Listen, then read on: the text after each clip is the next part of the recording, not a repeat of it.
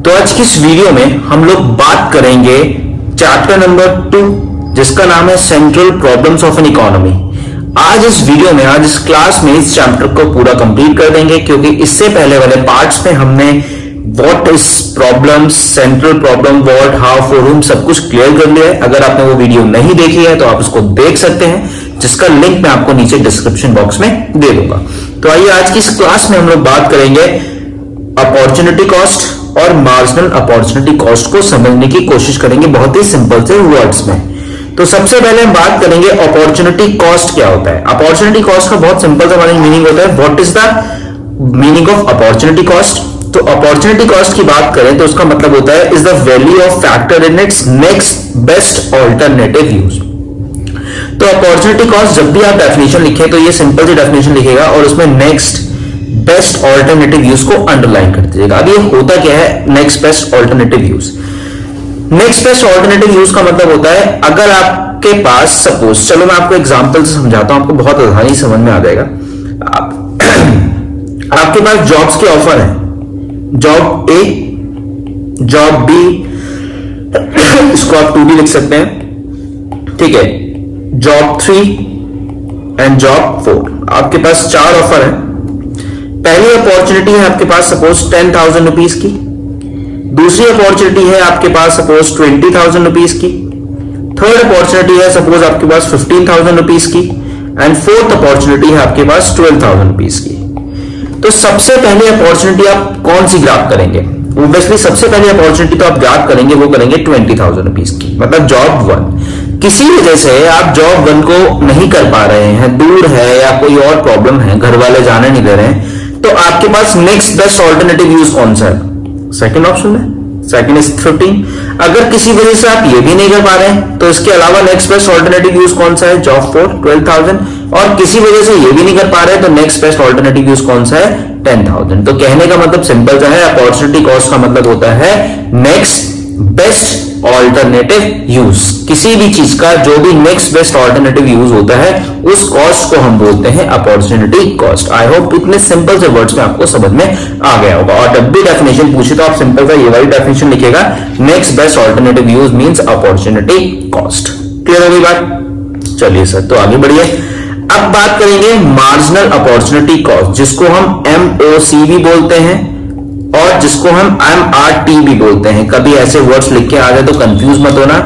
MOC और MRT, marginal rate of transformation और marginal rate of marginal opportunity cost, दोनों का मतलब सिमिलर होता है। तो मार्जिनल अपॉर्चुनिटी कॉस्ट क्या होता है? It is the rate at which output of good, यहां पे Y की जगह यहां पे आपका आएगा Y, is to be sacrificed for every additional unit of good X at refers to the slope of PPC। जो हमने प्रोडक्शन पॉसिबिलिटी कर्व पढ़ा था उसका स्लोप जो होता है वो मार्जिनल अपॉर्चुनिटी कॉस्ट की वजह से होता है। आइए इसको भी एक सिंपल से लैंग्वेज में आपको समझाता हूं। Marginal opportunity cost is the rate at which output of good Y is to be sacrificed for every additional unit of good X refers to the slope of PPC।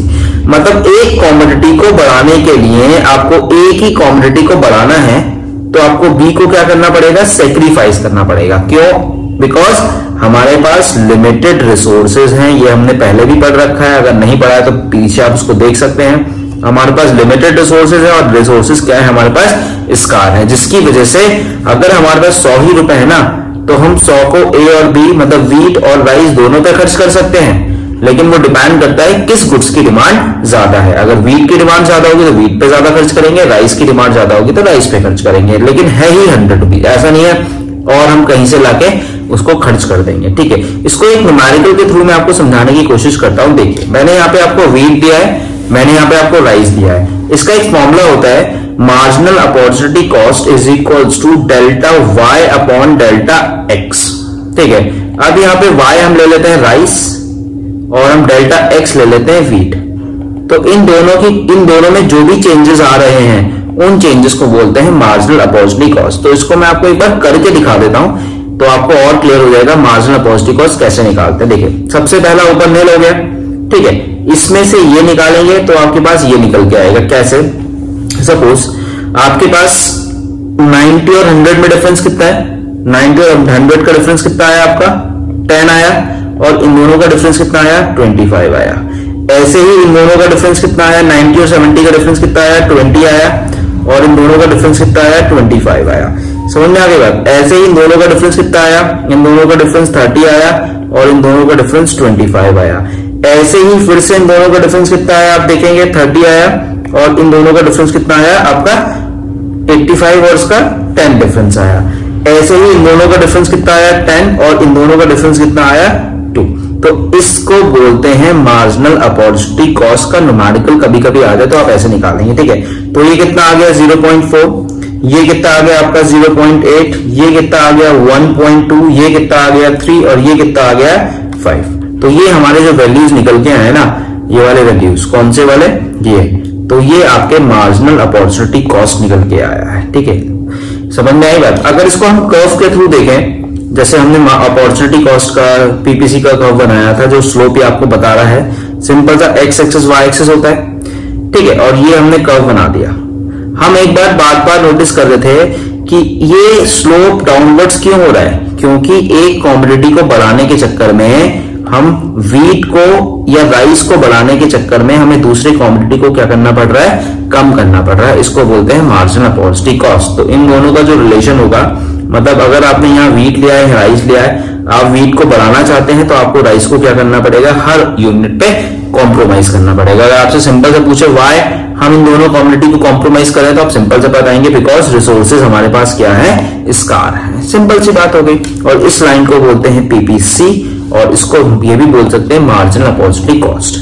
I hope आपको ये दोनों चीजें clear हुई। बहुत simple से तरीके से मैंने आपको समझाने की कोशिश करी है। और अगर अभी भी आपके डाउट्स हैं तो आप मुझे सीधा मेरे इंस्टाग्राम पे पूछ सकते हैं, मेरे टेलीग्राम के चैनल पे भी आप मुझे अपने डाउट्स भेज सकते हैं, ठीक है, और मुझसे पूछ सकते हैं। और बाकी आप मुझे यूट्यूब पे तो देख ही रहे हैं, वहां पे आप मुझे सब्सक्राइब कीजिएगा और अपने दोस्तों के साथ इस वीडियो को और इस चैनल को शेयर करके मुझे बताइएगा आपको कैसा लगा। और बस और कुछ नहीं, और मिलते हैं नेक्स्ट चैप्टर में, chapter number 3। Thank you so much for watching. So finally आज की इस क्लास में हमने चैप्टर नंबर 2 माइक्रो इकोनॉमिक्स का पूरी तरह से कंप्लीट कर लिया है, जिसको हमने डिफरेंट पार्ट्स में बनाया है। और मैं उम्मीद करता हूं आपको ये वीडियो अच्छी लगी होंगी, आपको समझ में आया होगा। अगर आपको कुछ भी समझ में आया हो तो मुझे कमेंट करके जरूर बताएं, और आपके कोई डाउट है तब भी आप मुझे कमेंट कर सकते हैं, या आपकी कोई और प्रॉब्लम है जो आप मेरे साथ शेयर करना चाहते हैं तो आप मुझे मेरे टेलीग्राम पे मेरे साथ जुड़ सकते हैं, मेरे इंस्टाग्राम पे मेरे साथ जुड़ सकते हैं, और इवन आप मुझे डायरेक्टली व्हाट्सएप करके भी अपनी प्रॉब्लम्स का सॉल्यूशन ले सकते हैं। तो आई होप आपको चीजें क्लियर हो गई।